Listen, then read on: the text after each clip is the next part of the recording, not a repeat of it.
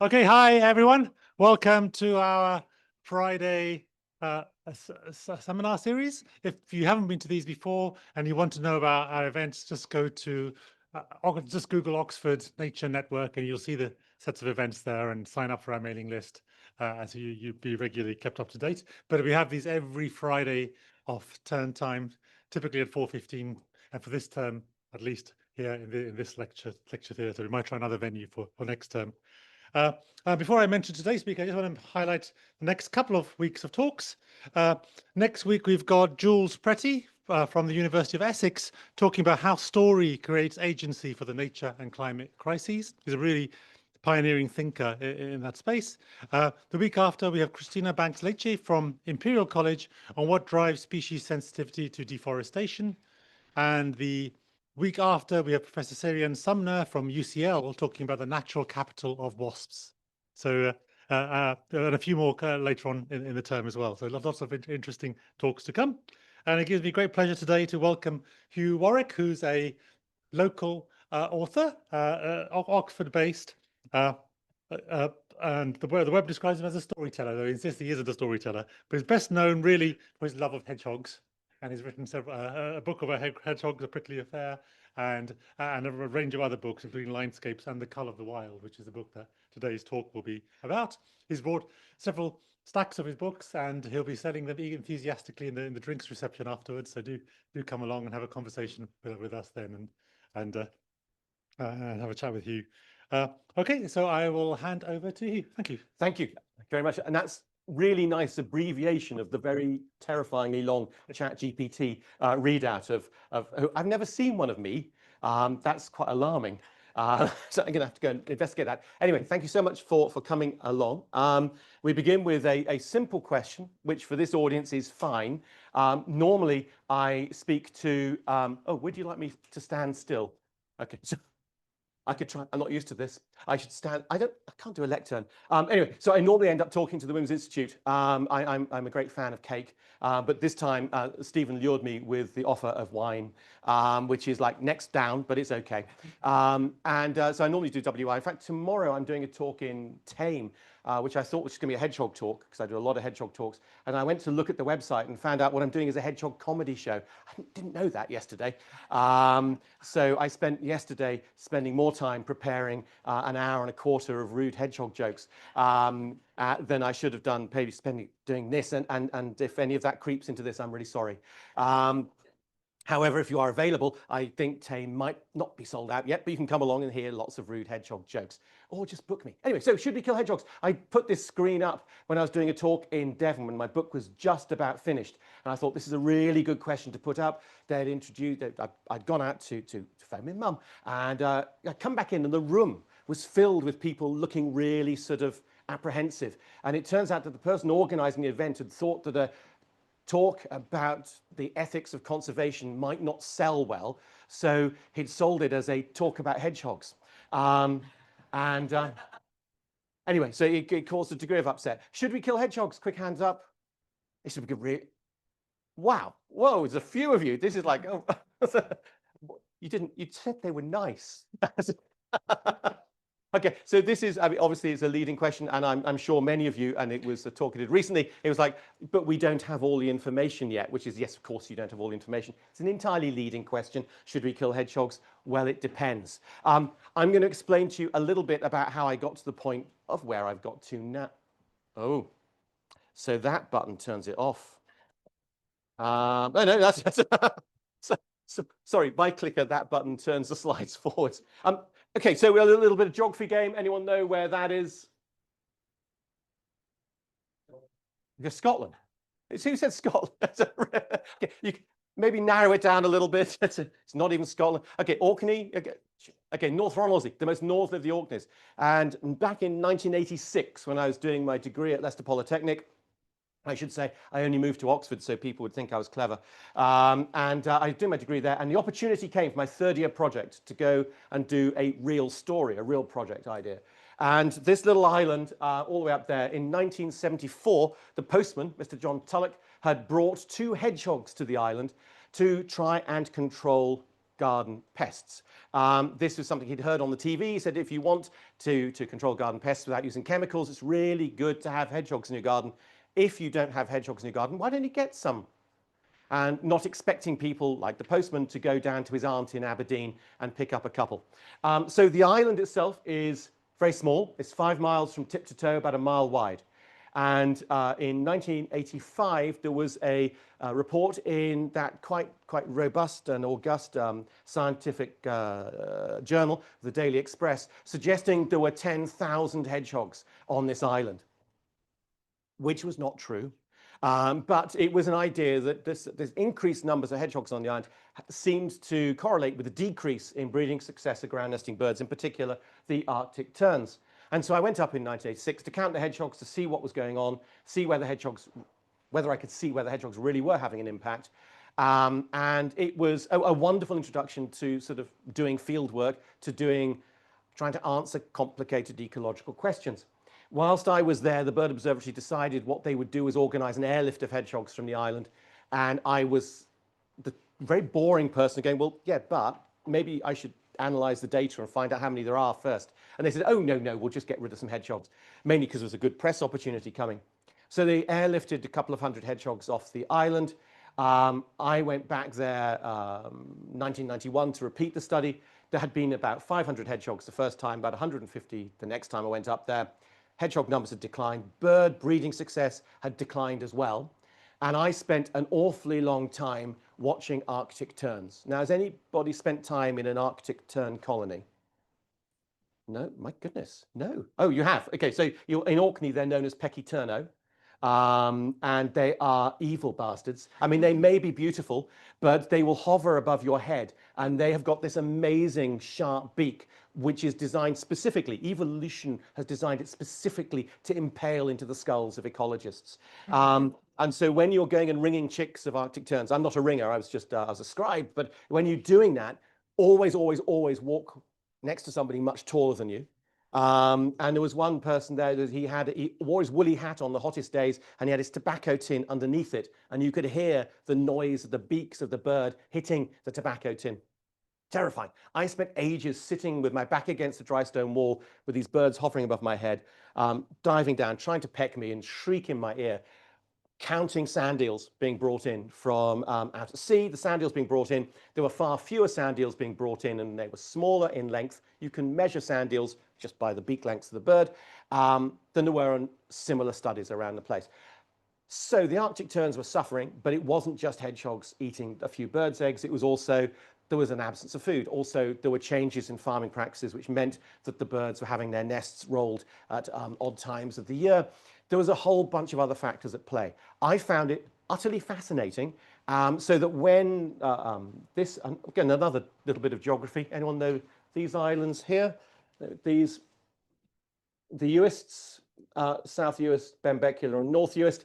Around the same time, 1974, somebody introduced some hedgehogs to South Uist, and they marched their way up through South Uist, Benbecula, and onto North Uist, and where the hedgehogs went. So the breeding success of the wading birds in particular declined enormously. This was significant because they were on a habitat called a machar, which is a very, very protected habitat. And there was European legislation required that that habitat and the species on it be protected. So the RSPB, the RSPB, I should pay attention to that, but the RSPB went on to use hedgehogs in their advertising. But at this time, in 2003, the RSPB set about a policy of killing the hedgehogs in the Outer Hebrides to save the birds. Now, I didn't know why they were choosing to kill the hedgehogs, because in the year beforehand, I was asked by an ecologist friend of mine to give him all my data from Orkney, and because he was doing a feasibility study about removing the hedgehogs from the Uists. And so handed all that in, and then I had a baby. And this changes things. You tend to spend less time reading emails.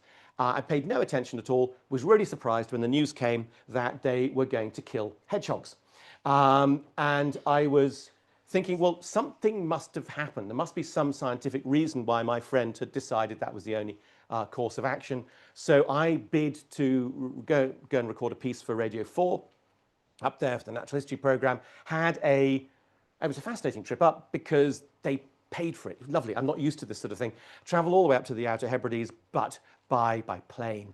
And the whole process up there was, all the press were there because you've got this amazing story. In this country, people love hedgehogs above all other creatures. Every time there's a vote or a poll for the nation's favorite wild animal, nature icon or whatever, the hedgehog always wins. And this really upsets my ornithologist friends. But it's a fact. So it's a big story. Hedgehogs are being killed because they were eating birds' eggs. And when we got to the island, the first question, obviously, I asked, was why don't you just move the hedgehogs? It's not exactly that far away. And we were told, we firmly believe moving animals to the mainland would be cruel, as it will cause many slow and lingering deaths. This suggested that they had found new evidence that you couldn't just shift the hedgehogs around, which concerned me because I've been doing this sort of research over the years. So I recorded my piece for the radio, then I dug a little bit further into it, probably should have done it the other way around, and found that they were using some of my research to justify killing the hedgehogs. And they used a study I'd done in Devon where I'd released 12 hedgehogs and 5 of them had died during the study period. But not one of those 5 had suffered a slow and lingering death. They were all fast and violent. 3 had been eaten by a badger and 2 had been run over, which was happening to the native population of hedgehogs too. So I began to be a little bit upset about the way they were doing this and the way they were communicating about it. Then also they told us journalists that we couldn't know the names of the people doing the cull because of the dangerous animal rights activists who were on the island. These were the dangerous animal rights activists who were on the island, and I'd already met them and talked to them, and they were a bunch of bunny huggers, and very sweet too. They were going around the place, rescuing hedgehogs so they weren't killed and moving them to the mainland. We were told that it was top secret where they were doing the cull because of the dangerous animal rights activists. It was in that building they're standing in front of. Anyway, it was a bit of a nonsense. I began to get quite suspicious about the use of the language. And it turned out that really, in the end of this, by the end of this entire saga, I wrote a review of it in British Wildlife magazine, and everybody agreed that the thing which was done worst was the communication. It was in fact the RSPB and the Scottish Nature Scot dismissing opponents as animal rights activists, when actually they included Professor Stephen Harris from Bristol, plus other really quite senior mammalogists. They were just pushed to one side, which then meant you couldn't have a conversation because they couldn't be seen to have a conversation with animal rights activists.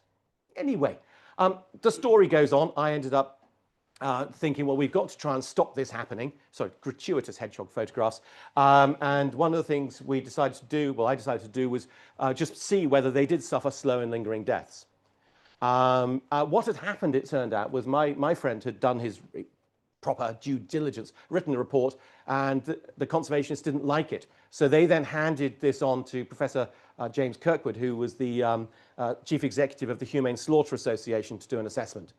Now, I'm not suggesting that the fact that he was the chief executive of the Humane Slaughter Association meant that he came to this question with any baggage, but he said the only solution was humane slaughter.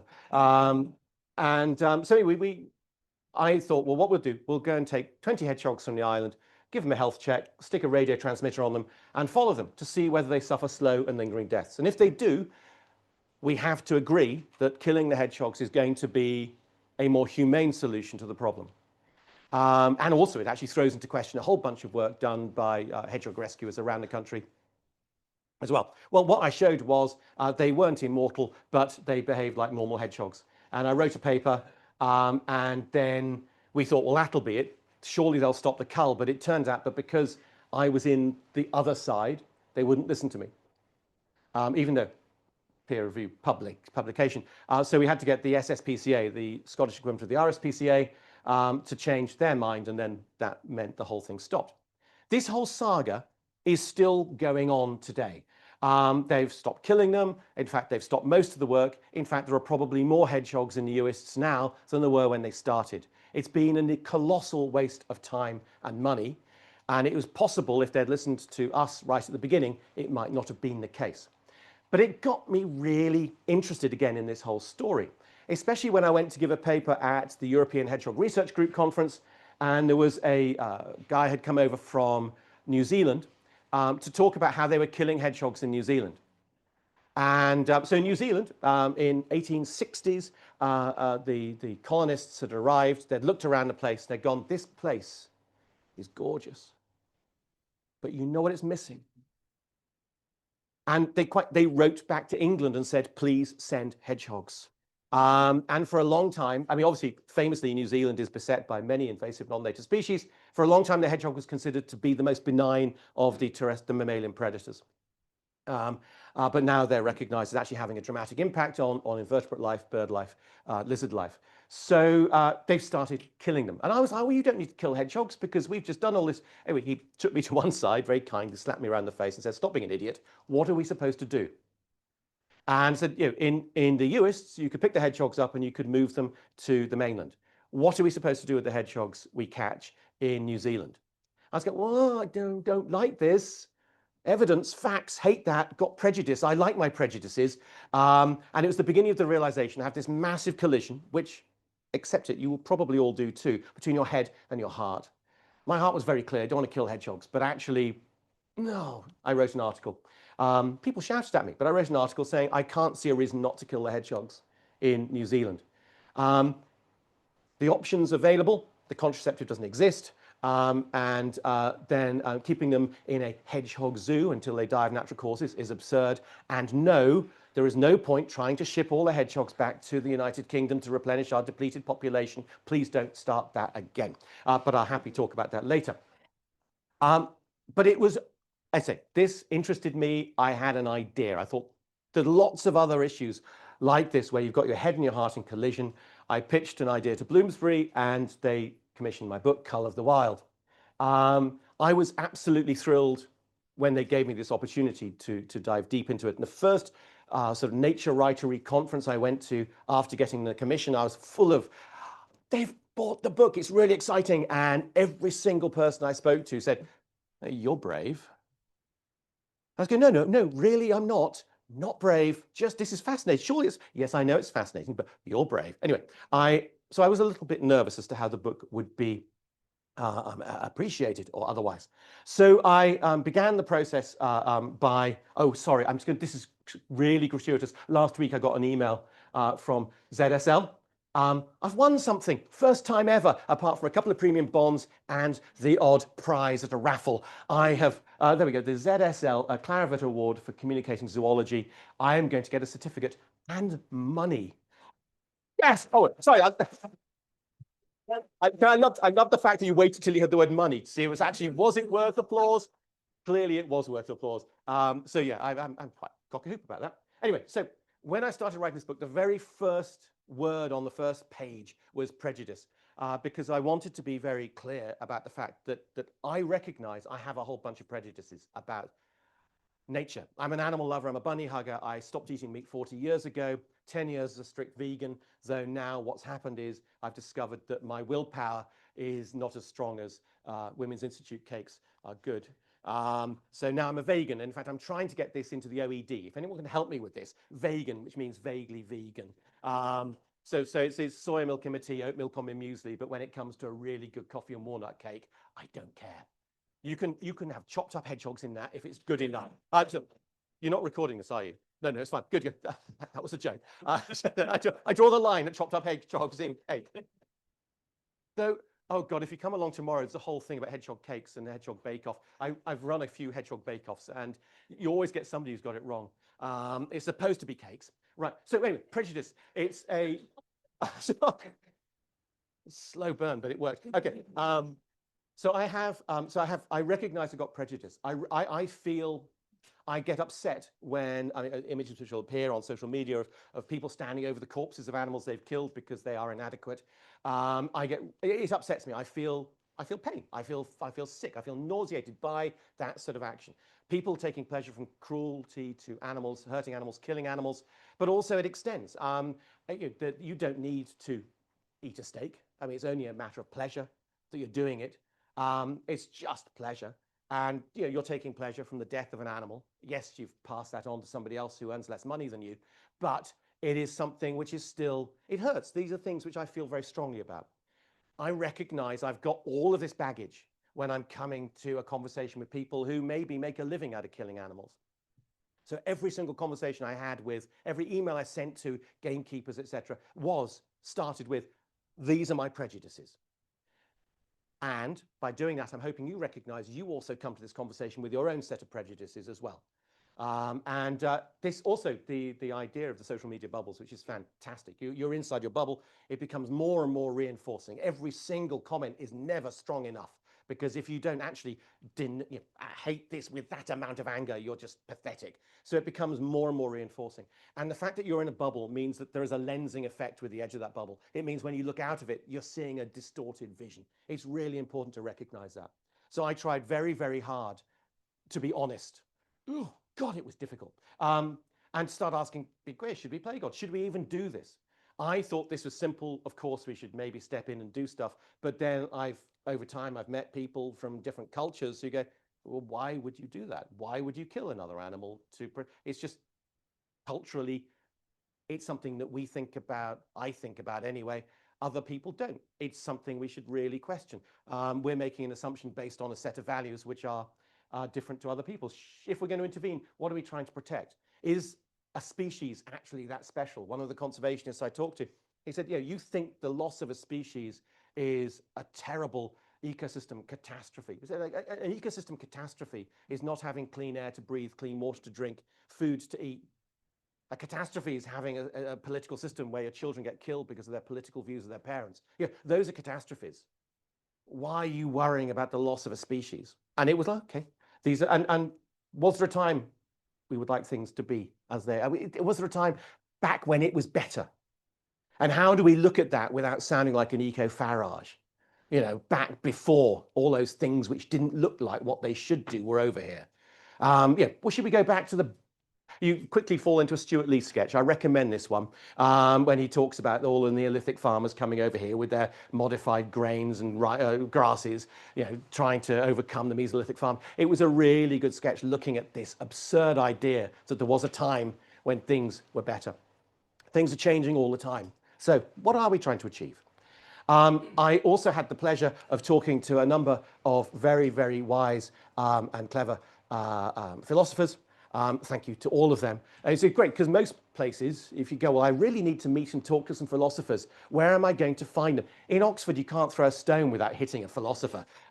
This is great. So the good thing is you can meet really clever people and they will walk you through it. They will talk to you. They will teach you things. I can now use the word deontological in conversation and not be entirely an idiot. Well, I could still be an idiot. Sorry, those things aren't related. I thought for a long time I was a deontologist. I thought that I knew what was right and wrong. It was quite simple.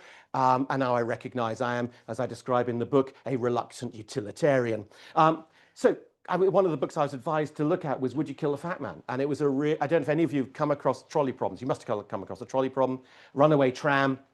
You've got the same old situation. You know, you've got your lever. You can pull a lever and you'll save the lives of 5 people. In this thought experiment, you don't know any of the people involved. Obviously, it makes a big difference if you do. So 5 people you don't know who are going to get run over. You pull the lever and the track bends the track round and 1 person you don't know gets killed. Hands up who's going to pull the lever. Okay, this is good. This is, oh, interesting. Oh, hedging your bets there. This is like, okay. And then the fat man part of it is same situation. 5 people are tied to the track. And you notice a large man on a bridge looking at what's happening. And you know, this is a thought experiment. Don't worry about the physics. You know that if you push that large man over the bridge, his bulk will stop the 5 being killed. Who's going to push the fat man off the bridge? Okay, so in the book, they do explain, this is quite a good way of working out whether anybody is a psychopath. But it's that idea, do we do this? Do we intervene? Do we actually take that step which is going to result in the death of other sentient beings? And should we do it? And have we the capacity to do it ourselves, or are we just going to pull a lever and get somebody else to do it for us? I found it absolutely fascinating. I was talking to the RSPB. They have come clean for years. They were attacked by animal rights activists and by gamekeepers for not talking about the animals they kill to conserve birds. They now published that data, those data, but they pointed me towards Alex Simmons, who's on their Ethics Advisory Board and suggest I have a chat with him. He was the deputy chief vet. He's not a bunny hugger. And he was very illuminating. His book, Treated Like Animals, is superb. But do read mine first. Do buy mine first. Actually, don't mind which order you read them in. But it's a superb book. But what he did was raise questions which I felt quite stupid at not even having thought of myself. He raised the question about language, about the way we talk about animals and how that impacts how we can treat them. He used the example of Rattus navegicus, the brown rat. And it's a fascinating animal, the brown rat. We know that the brown rat has a sentient animal which can feel fear, can feel pain, can feel joy, that you can, if you tickle it right, will giggle. We know that the brown rat has got all of these capacities, but depending on the name you give it, you can do very different things. You put the word pet in front of your pet rat, pet rats will be looked after, nurtured, maybe taken to the vet if they're ill, and at the end of their life, maybe humanely killed by the vet. You put the word laboratory in front of that animal with all of the same capacity to feel pain, fear, joy, etc. Again, the word if is going to use a bit of carrying weight here. If all of the rules the Home Office gives you are carried out, that animal should be treated extremely well. And at the end of its life, it should be killed humanely. And there are all sorts of laws protecting it. And if you break those laws, you should be taken to task for it. But again, if is a large part of that. If, however, that rat is one that breaks into your kitchen and discovers the 5-kilogram sack of organic red lentils you've just bought from the Whole Foods supplier and eats a hole in the side of that, gets into the bag, and then leaves evidence in the bag that it's got some way into the bag, leaving the owner of that bag with the enviable decision as to how much that bag do you throw away and how much of it do you not. You can do what you, obviously that's me, you can do whatever you want to that rat. You can put anticoagulant poison down to kill it cruelly. There's anticoagulant poisoning, when I did my master's in wildlife management, this stuff is really effective, really fantastic. The rats eat it and then they feel very tired and they go away and they go to sleep and don't wake up again. Yeah. Okay, so it's not quite like that. It's a cruel and painful way to die. So I can do that. I can put out a trap in expertly and catch the back leg of a rat who will then drag the trap into another room. And I have to dispatch it with a brick. I can do what I want to those rats. There's no laws, no legislation. And it's just because of the name we've given it. So language is important in these things. I went to one of the things I thought I would do, islands are obviously the most sensitive part of this whole issue, with species having to be controlled because of the impact they're having on other species. And so there's a database of island invasive species eradications, which is a fascinating database. I looked at it, I thought I'm going to find the closest one to Oxford, which is Lundy. And Lundy is, anyone been to Lundy? It is gorgeous. If you're lucky enough to go there when the weather is like this, is gorgeous. I'm very, very bad out on boats. Nervous I was, but it was absolutely beautiful time to go out there to see what they've been doing on Lundy. Lundy used to be at home to one of the biggest seabird colonies around the coast of Britain. And then we had a situation by the year 2000. The puffin numbers were down to 13 and just 166 pairs of Manx shearwaters. These are most of the Manx shearwaters in the United Kingdom breed on Lundy. And in 2002, they started killing the rats. By 2006, they'd killed all of the rats. And the latest figures I got from 2023, puffin numbers up to 1,200 and 10,000 pairs of Manx shearwaters. The difference was they'd killed all the rats. Now, that is in itself, that's an amazing conservation story. They're still very sensitive. When you come off the ferry, there are still these bait boxes. They haven't got poison in them. They've just got blocks of wax scented with chocolate, which rats find irresistible. These are checked regularly to see for any tooth marks. So far, none. Biosecurity, really important. The boat is checked. It's the only boat that's allowed to moor there, and the boat is checked regularly. All sorts of measures taken place. And it's a really good example of a study. However, I was, in fact, just at the beginning of this week, I was with my mentor, Dr. Pat Morris, hedgehog person. He started all the hedgehog work back in the 60s. And I mentioned this, and he started fulminating. He was so angry about the fact they killed all the rats on Lundy, because the Lundy rats was the only place where both black rats and brown rats were living together. They don't normally live together. You normally have just brown rats tend to outcompete the black rats. So he was very excited as to research into what was going on there. Was it just geographical differences? Were they living in different parts of the island? Also, it was possibly the last ever population of black rats in the United Kingdom. Yes, they're an invasive non-native species, but there's puffins and Manx shearwaters elsewhere. And he was upset because the research opportunity had been missed. I think what should have been made very clear was somebody made a decision that rats weren't as important as birds in that instance. And that's all it is. Somebody made that decision and they killed the rats. A good conservation story. However, we're beginning to also look at it and how many thousands of rats were killed using anticoagulant poisoning. But I do feel there needs to be, when you're looking at your utilitarian spreadsheet, there needs to be a column which considers a sort of index of cruelty as well. Because you end up killing thousands and thousands of animals in a cruel way. Should we consider that? I don't know. If you're looking at trying to make it a conservation end, should we worry about the means by which it's achieved? Does anyone think that's a problem? Yeah, that column tends not to exist. Islands aren't, yeah. Oh, so this is our august host here, Yadvinder. This came round on just by coincidence yesterday. Whilst I was busy sorting out my comedian's routine for tomorrow, I found this TED talk that Yadvinder had done in Nairobi, wasn't it? That was, yeah. And you just got back from Barcelona. Yeah. Okay. I'm just saying you have fun. And it was, and you talked about the importance of island geography, about the importance of islands, in particular the way that when you've got the brilliant cycle where the birds on the island help grow the reefs, because the birds on the island bring the food from out at sea. They then crap on the island. Their guano leaches down into the watercourse and fertilizes the reefs. The reefs become more vibrant. You get lots of parrotfish. I love the parrotfish story. Parrotfish coming along, gnawing along the edges of that, and then parrotfish poop is your beach. And so the more birds you get, the more beach you get, and that also has a potential to remedy some of the impacts of climate change and rising sea level. But it was just that idea that then you have an island which is in this situation where the reefs are being killed. It could be the rats that are doing it.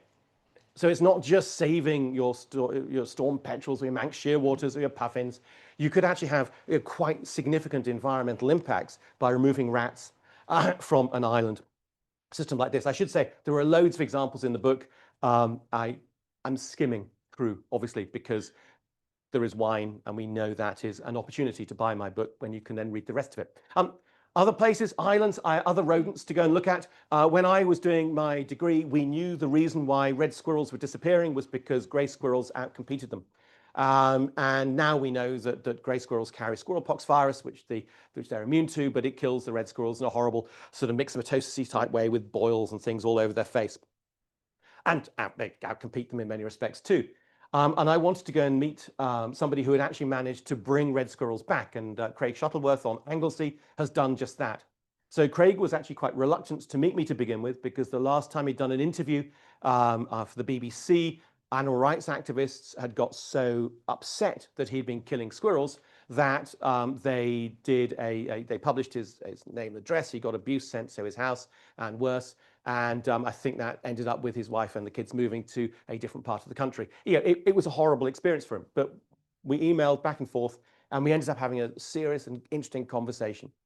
What he did on Anglesey was quite remarkable. He killed by hand 7,000 plus or minus squirrels, grey squirrels. And I was, and so by hand, yes, by hand, literally by hand. Live traps, because there's no point using poison, because you'll end up not only killing other animals or interfering with other animals, but you end up creating poisonous carrion, which will then be eaten by scavengers. If you use a snap trap, you risk killing all sorts of other animals. You have a live trap, and you check your traps absolutely regularly. And if it's a grey squirrel, you put a sack over the end of the trap, you get the squirrel to run out into the sack, you scruff the sack, and you whack it over the head with a priest, which I know a priest is a wooden truncheon. I was doing Radio 4. I was doing Start the Week, and it was one of those moments of just the pause of when I described the situation, and you could just see the interviewer going, I thought it was bad enough with all of the stuff going on in chapels, but my God, they're killing squirrels as well. So Anyway, through questioning, he was saying, so are you trying to find out whether I was a psychopath before I started or whether this turned me into a psychopath? And he was absolutely clear. He never enjoyed killing a single squirrel. He hated it. But the only way you're going to get red squirrels back to Anglesey is by removing the grey squirrels and then by reintroducing red squirrels, which have been bred elsewhere. Now, many of you who do bits of ecological research, I don't know if anybody goes out and does field work, but you may well have the experience I have had many times, which is the time your friends say, oh, I'd love to come and see the hedgehogs you're studying. I'd love to come and see all the small mammals you've got in the traps. And you take them, that is the time there's nothing there. That's the time the traps are empty. That's the time the hedgehogs don't show up. But the red squirrels are everywhere. Red squirrels all over Anglesey. He's done it. And I would say, well, this is brilliant. Why don't you start moving into North Wales? Because, you know, you could take out those grey squirrels and then you get more reds. And he just said, you've not listened, have you?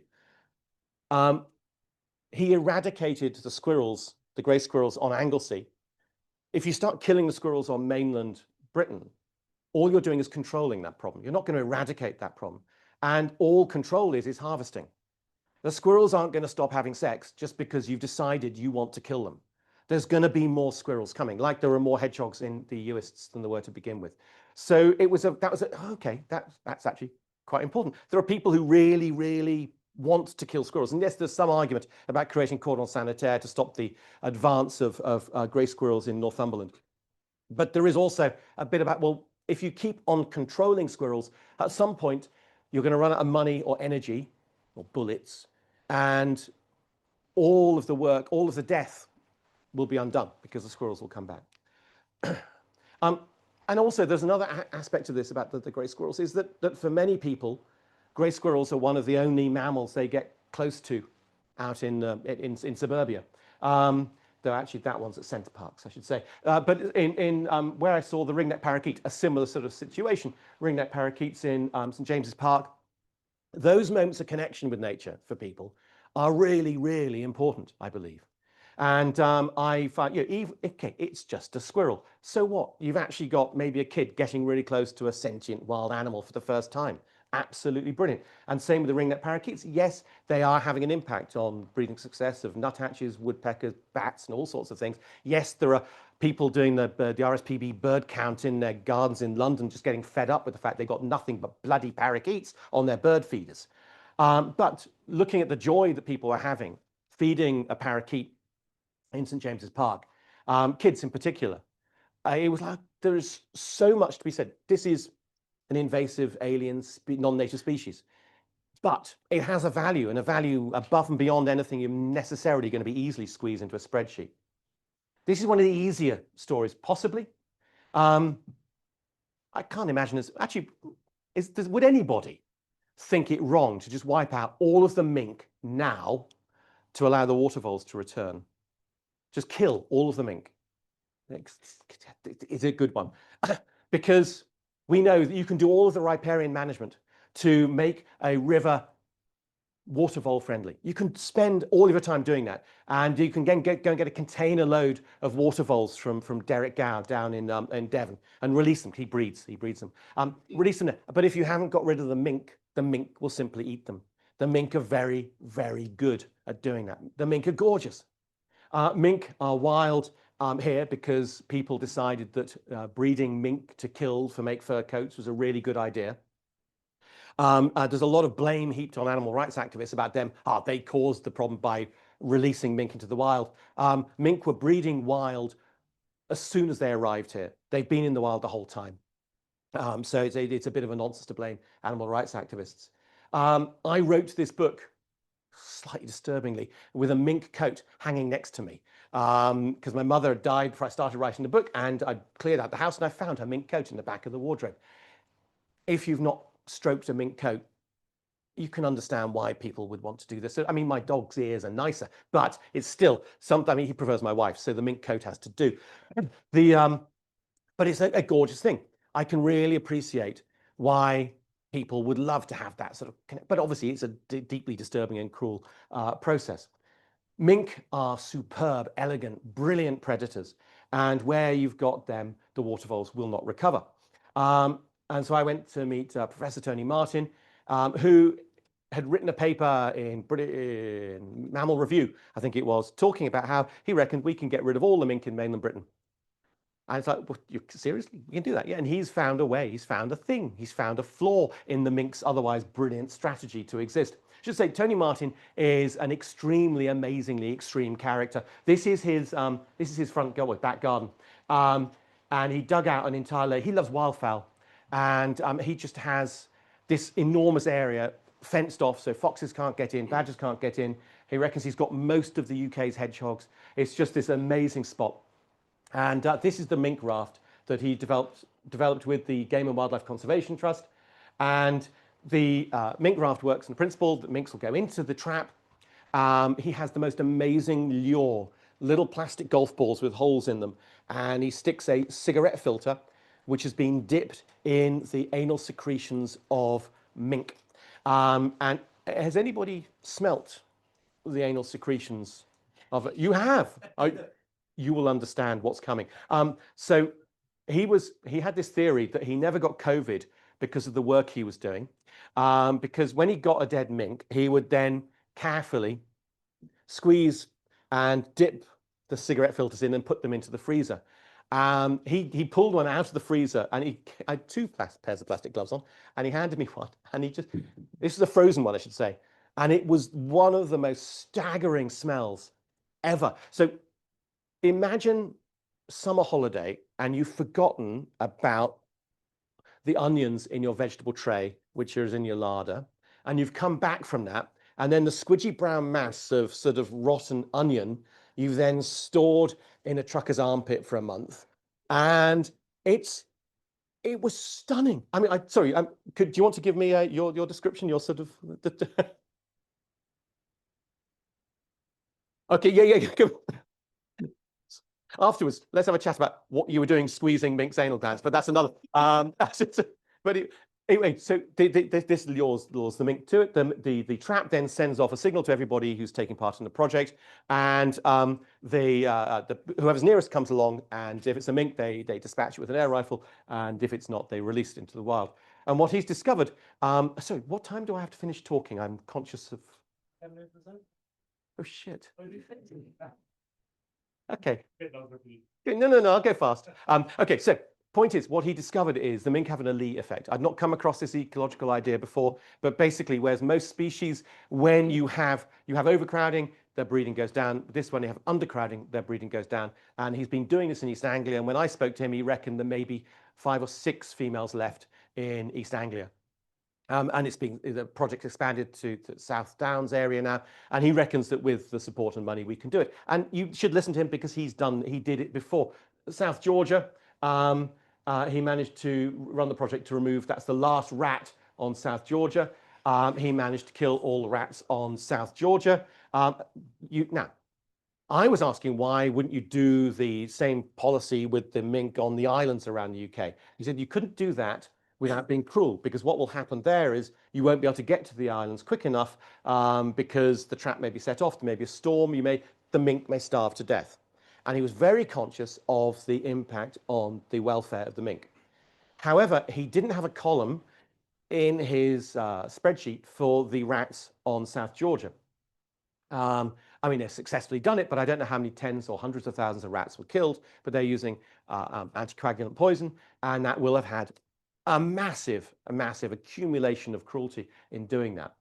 So it was interesting. He had to do it at that particular time because climate change meant that was the only window of opportunity. The reason it could be done was because they were using helicopters to spread poison across sectors of the island. And the glaciers still ran into the sea, creating mini islands on the island. And the glaciers were so big that the rats couldn't get across them. So they were able to do that. The glaciers have already retreated. In the last 20 years, they've gone pretty well up. So you can now go around the island. An absolutely terrifying sort of moment of realization. I went up to Orkney again because it's gorgeous, standing stones, whiskey, macaroni cheese pies. If you've not done it, it sounds bad, but it is good. And I went there to meet Spud, who I think we can all agree is probably the most handsome dog that ever existed. He's an Orkney Native Wildlife Protection conservation dog. He is a stoat expert, and he can sniff out stoat scat in a staggeringly effective way. Those of you who know Orkney will know that it's windy, always. And we're looking, that dog is walking towards the Atlantic at that particular moment, into the wind. I was wanting to get that photograph, so I missed the hullabaloo. He then pulled his handler back 20 meters downwind to find dried stoat scat in tusky grass. It's stunning what that dog is able to sense. Absolutely amazing. The stoats arrived in Orkney. They were found in 2011, so they probably arrived in 2010 because they were breeding in 2011. Stoats are probably the worst species to get on an island because stoats are always pregnant. When a female's given birth, the male will come to the nest and will mate with the female straight away, but will also mate with all the female kits who are too small to get pregnant, but they have delayed implantation. So their ability to spread is immense. They can also swim terrifyingly long distances compared to the island distances in Orkney. So they're using kill traps. They haven't caught anything they shouldn't catch yet. I'm conscious of time, but what was really interesting with this was the introduction for me of the idea of social capital. There is no way they could do this work without getting the people whose land they were using to be bought into the project, which meant they spent, probably as long talking as they did doing. And then unfortunately COVID kicked in and then they had to stop, and so the stoats anyway, there's a chance they will win. A lot of the work which is done is based around the work that's being done in New Zealand, because New Zealand is beset by this wide range, not just hedgehogs, possums, etc., rats, stoats, ferrets, weasels, feral cats. And they've got a project called Predator Free New Zealand. They're aiming to get all of these predators gone by 2050. They won't. There are some big questions about what they're doing there. Yes, I've not been there, but talking to people who've been there, the difference of walking through forests before the predators arrived and after is staggering. The silent spring thing, it's that like silent year. The birds have gone, the insects have gone, the place is massively depleted. But one of the conservationists from New Zealand I spoke to said, yes, but one of the problems is, New Zealand looks like this. And I do, because I've read the books many times, I've seen the films many times. And I'm a very big fan of New Zealand because this is what it's like. And he said, yes, but first of all, you've got to consider this is one of the most degraded environments in the world. The Polynesians arrived and the moa were wiped out within a few decades. Then the Europeans arrived and said, we can do this better. And they set about doing other forms of destruction, the whales and the seals, obviously, but then the forestry and then the minerals. And then they moved on to extractive and industrial agriculture. There's a reason why you can get apples, etc., from New Zealand at any time of the year. And what you're set up with is a situation where native wildlife is already suffering a massive impact of degradation of the environment because of agriculture, amongst other things. And it becomes, as he was arguing, quite convenient to blame the incomer. There'll be the scapegoat. You can blame the invasive non-native species. Possibly there could be more adaptation, more ability to live with if you tackled the issues of industrial agriculture. I don't think that'll ever happen in a capitalist society. However, it's a question worth raising. I did need to go and meet some gamekeepers, but I first of all stopped in to see, I do bits and pieces with Chris Packham occasionally. This is his hen harrier day. Has anyone been to a hen harrier day? These are fascinating sort of gatherings of conservationists and people, mainly rather disturbed by the mysterious absence, I would say, of hen harriers and other raptors over grouse moorland. It's just a coincidence, I'm sure. But wherever you've got grouse moorland, these birds tend to disappear. And Chris, standing up to these things, has led to his house, these are the gates of his house being bombed. A vehicle was driven up and then exploded. He's had death threats. He had security guards there, personal security guards there, because the death threats are considered by the police to be serious enough. But he's mainly worried about the death threats to Sid and Nancy, his poodles. So these days it's a lovely gathering. And I mentioned how I was going off the next weekend to the New Forest show. And he was saying, yeah, some of the people who did this will be there because they're part of the hunting community, part of the gamekeeping community. I've always struggled with going and talking to the gamekeeping community because I find country fairs, things I go to, I get close to the gamekeeping place and I begin to feel myself either about to burst into tears or start shouting, and neither of which are going to be constructive. It's because of the baggage, it's because of my prejudice, it's because of the emotional stuff I've got going on there. But I did go meet some gamekeepers. The first one I went to go meet was Jonathan Reynolds, Game and Wildlife Conservation Trust, not this guy. Jonathan and me, we have worked together on hedgehog stuff in the past because we've used the game bag census for helping monitor hedgehog populations when it was still being shared, that data. And we disagree about that one issue about killing for fun. We disagree about that. But we didn't talk about that. We talked about all the other stuff. And we have a massive shared love of the natural world. What we found our biggest falling out was who had recorded the best version of Sibelius's Fifth Symphony. And I know I'm right, and so does he. Then I went to meet Mike Swan and Wiltshire Estate that he manages. He took me out around it. I saw more wildlife on that drive around his estate than I had all summer. He manages that estate because he likes, in his words, nothing better than an armed nature ramble. He likes to go for a walk with a gun, shoot stuff, and then eat it. That's his happy place. We disagree fundamentally about that. But however, we looked at the impact of deer. This is fascinating. These are the fallow deer in principle. He hates fallow deer. Bigger herds, harder to control because you shoot one, they've got 19 witnesses. He prefers roe deer because they tend to be out in pairs. But they strip mine the underground. We got no wolves. We need some wolves. But the absolutely fascinating. He goes out there, he kills stuff. I find it difficult because I understand why he's doing it. I've not eaten meat, but I feel I should eat venison. There's a whole bunch of conflicts going on in my head. We disagreed about use of larson traps and control the killing of corvids. But again, we managed to find some common ground. And then I interviewed Mary Colwell, who's written wonderfully about curlews and things. And this is something she said, which I thought was so profound. What is winning? We need creative collaboration, not I'm right, you're wrong bickering. We need to be willing to work through our distaste of other people's views. And I was like, oh, God, if only I'd spoken to you right at the beginning, this book would have been so much simpler.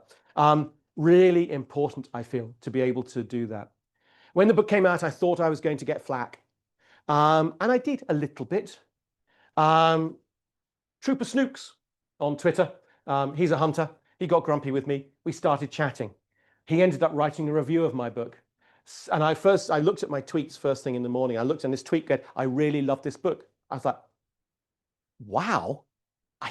And then I put my glasses on, and he said, I nearly love this book, which is close. I was quite pleased with that. We got closer. And then the very next day of that, it was the chair of the Hunt Saboteurs Association.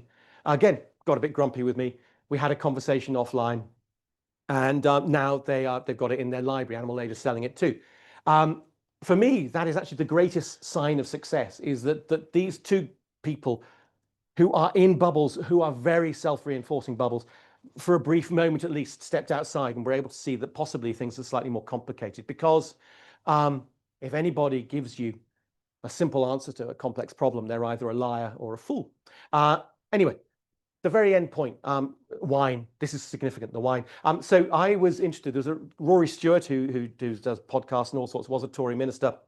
But we're not perfect. He did a Radio 4 program about debate and argument. And in this, he talked about the change in the way that argument has gone, and how when he started in politics, political discourse used to follow a bell curve, a normal distribution curve, with extremer views having fewer people on the outline. And he said that since he's been in politics, that bell curve has been inverted into an empty wine glass, with the empty middle bit, because those in the middle are either shouted at and silenced by the people on either side, or they're lured in by the other side. Psychological work has shown very clearly, social media's engine and the currency is attention, and you can do the experiments yourself. Attention is generated by outrage. It's not generated by nuance. It's not generated by even by pretty pictures of robins. I found this out to my cost. It is a really deeply destructive thing. And so I think one of the really key points of this is always try and keep a wine glass full. Moving on to this. Anyway, thank you very much.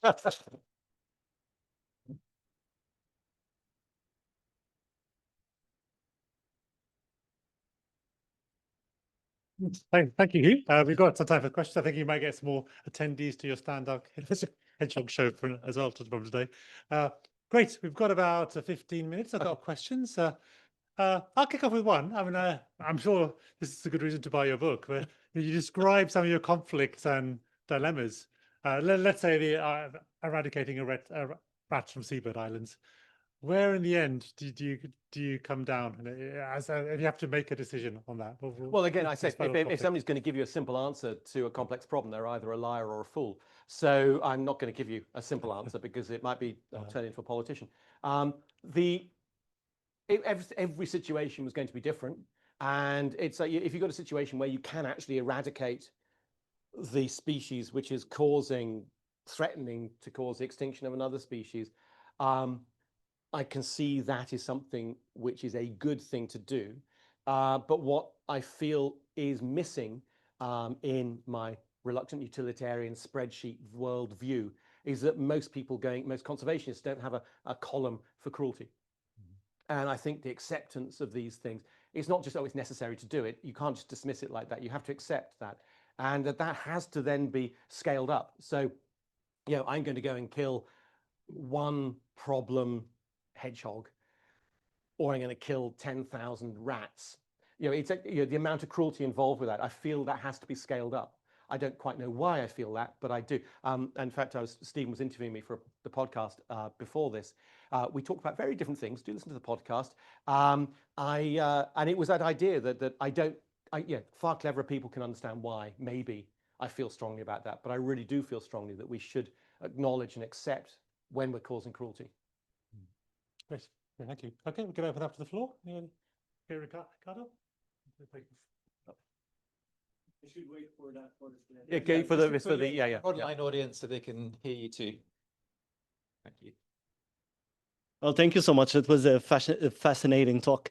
My question actually links to the column that you're advocating for. So I can see the rationale for that column, but I wonder if there's a rationale for an additional column that refers to the amount of animals that would die in a cruel way anyway in the absence of action. And this leads to the Trump exercise, right? Because it's not only about the people pushing the leverage or not. Cruelty at the end of the day happens. The perpetrator might be the conservationist, or might be the species that is or the individual of a given species that is inducing in another individual of other species.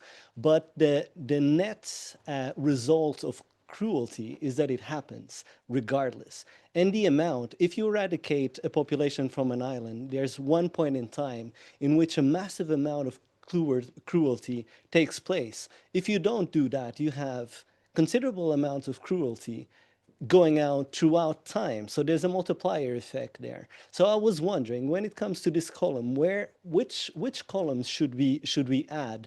And is this not presenting or advocating for a single column, a very biased framing that goes with the thing? Just wondering, what's your opinion about this total cruelty versus the cruelty that is done by X or Y? So I mean that cruelty index, that phrase cruelty index, I invented in this podcast conversation I had an hour before we started this talk. So I haven't given it vast amounts of thought. However, that point of the question is like the amount of damage caused to the amount of death. I write it very clearly in the book, is that just because you don't kill rats doesn't mean there isn't going to be death. Because in the end, on Gough Island or wherever that is, in the end, those rats and those mice, there's mice on Gough Island, they will end up killing all of the seabirds, and the seabirds are what brings the nutrients from the sea onto the island, and eventually the rats or the mice will die because there'll be no food left on the island. Not intervening doesn't mean there is no killing. And that's a very clear point throughout that. That idea of your various columns, for me, it's having spoken to a lot of conservationists, they tend not to discuss that idea of cruelty, and I just think it's important. But again, I really wanted a good argument with animal rights activists, and I've got many friends of mine and I specifically went with, here is this scenario. You shouldn't kill again, but if you don't kill, more animals in the end are going to die. So where do you impact? So yeah, I totally appreciate that. There is a risk, though, also you end up moving to, I'm a little bit rude about the herbivory movement. You're familiar with the herbivory movement. They make the crop circle fanciers seem really quite intelligent. The people who basically want to coerce all life on Earth to become vegan, so that there is no more killing. And I fear there are some philosophers in Oxford who've written about this. So it's yeah. Oh, Angliki.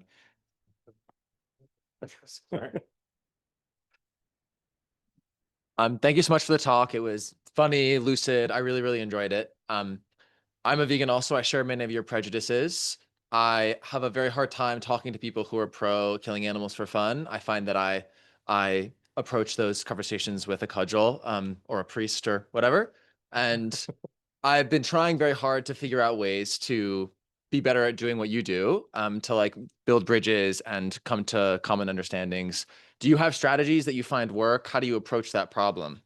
Well, I mean, clearly I have failed for a long time in approaching gamekeepers in particular, because they're part of an industry which is absolutely based around ownership of firearms, ownership of land and power. It's a horrible bullying regime.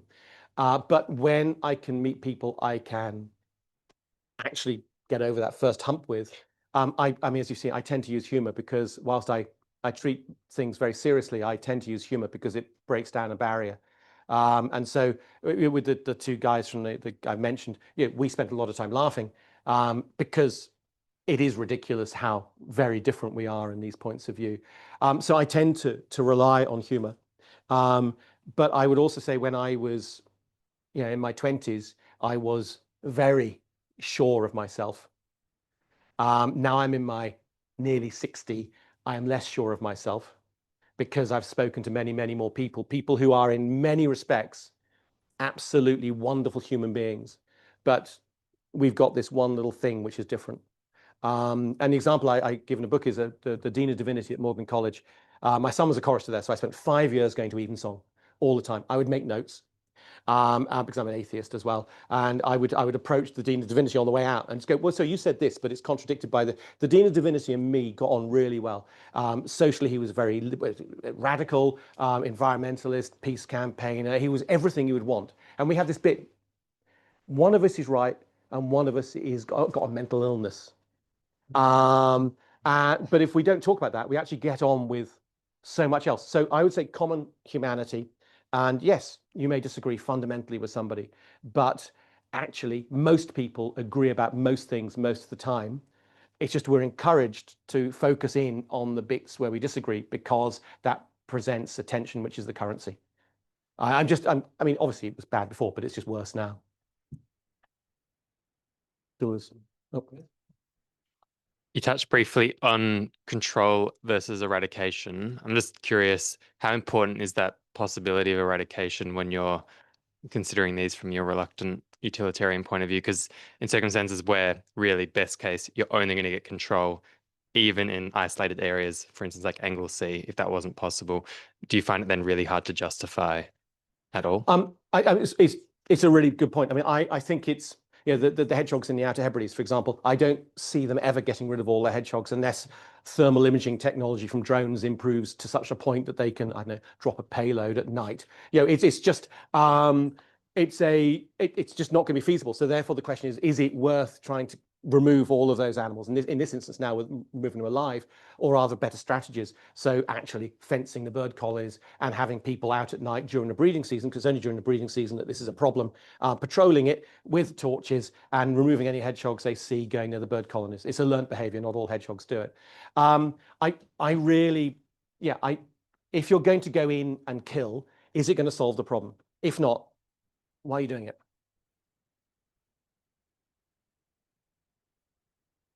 Your microphone needs to pass on to somebody.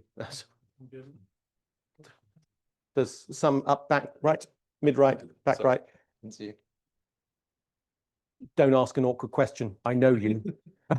Thank you very much for the talk. It's always fascinating. It's the second time I'm listening to this talk, and I really enjoyed it as much as the first time.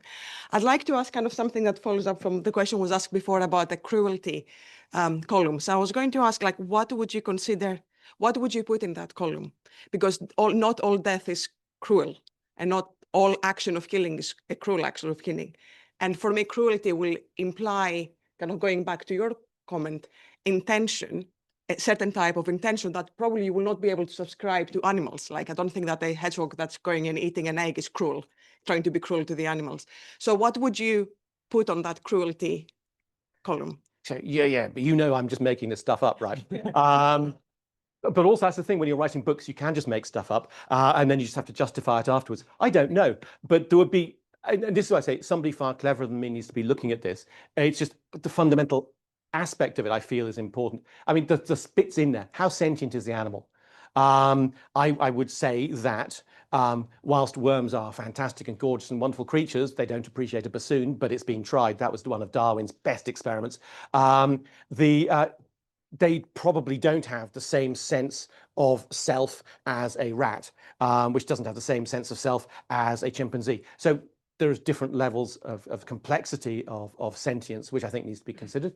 And I think also the amount, the sort of time any event takes place. We could, I mean, you get a beautiful, sentient, gorgeous deer, and somebody shoots it properly, and it will drop down and be dead by the time it hits the ground if you do it properly. You know, you can do that sort of thing, and you can do it in a manner which is not going to cause cruelty and suffering.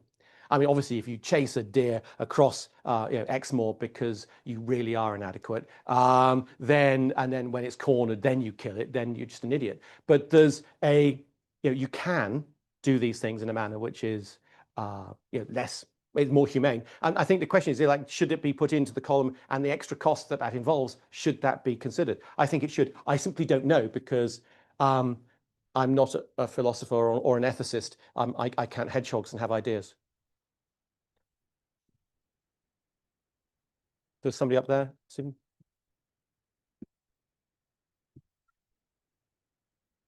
Just want to clarify the position.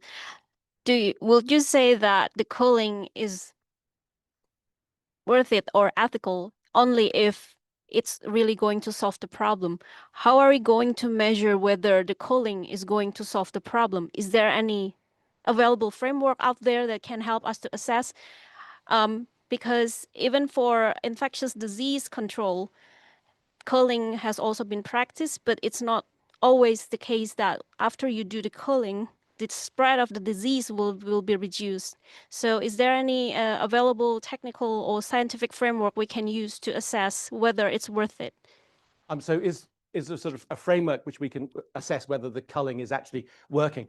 I mean, what I discovered was that various organizations, starting with the RSPB, moving on to Tony Martin, and then eventually there was some researchers from Canada as well have done this, is actually provide a series of checkpoints. And they are fundamentally questions such as, if have all alternatives been exhausted, will it be able to actually work? You've modeled the exercise, you'll check whether it will actually work. There's all of these variables. And you sort of go through a checklist, and the checklist, the ones that first one had 4, second one had 7, and the third one had 20, and they're basically requiring. And it was the argument was you should be able to tick all of these boxes before you start killing. One of the problems I feel at the moment is that there is a tendency. There is just one tool in the toolbox, on the whole, and that is, and New Zealand have developed it. New Zealand have developed extremely efficient industry around this. To be able to say, okay, this is the best tool in the box, so we'll go there and use it. So yeah, there are in the book I outline those different sets of criteria, which the checkpoint lists. Going to come back with more awkward questions. Fascinating. So one can establish an analogy between medicine, evidence-based medicine, and evidence-based conservation. And the modus operandi of medicine is that you try things, you compile evidence, and you might have different random trials and whatnot. But anyway, you at the end of the day, you see what works and you try to do more of that. In conservation, much of what we do aligns with that, or at least it should align with that, and hence the evidence-based conservation. So where can we find evidence about X or Y working or not, we go to the evidence database and we look at the available evidence that has been peer reviewed, scrutinized, whatnot. Anyway, my question is, can you give me examples of cases in which translocations, for instance, of invasive species have been used to manage the problems imposed by said invasive species, and that intervention has actually worked?